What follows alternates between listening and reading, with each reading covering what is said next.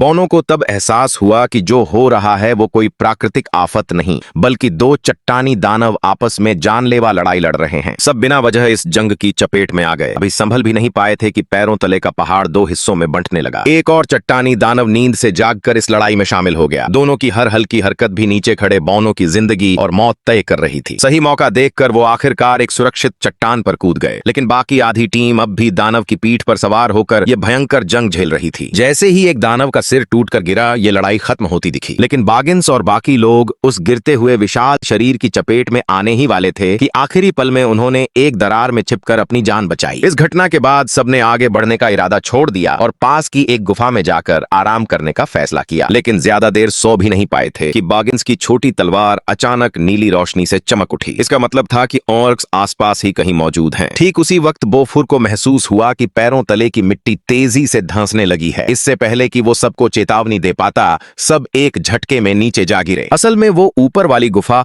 Orcs का बिछाया हुआ जाल थी। दुश्मन तादाद में इतने ज्यादा थे कि सब एक साथ टूट पड़े और किसी को विरोध करने का मौका ही नहीं मिला। ऑर्क्स उन्हें जबरदस्ती पकड़ कर ले गए। इस अफरा तफरी में सिर्फ हॉबिट बैगिंस को किसी ने नहीं पकड़ा, क्योंकि उसके शरीर से बोनो जैसी खास गंध नहीं आ रही थी। वो चुपचाप वहां से खिसक गया, बिना किसी को भनक लगे। बागिंस ने अपनी छोटी तलवार निकाली और मदद के लिए उनके पीछे जाने की तैयारी की, लेकिन तभी अचानक सामने एक पहरेदार आ खड़ा हुआ, जिसने रास्ता रोक लिया। दोनों के बीच झड़प हुई और आखिर में दोनों ही गहरी खाई में गिर पड़े। किसकी जान बची, किसकी गई, ये अभी साफ नहीं था।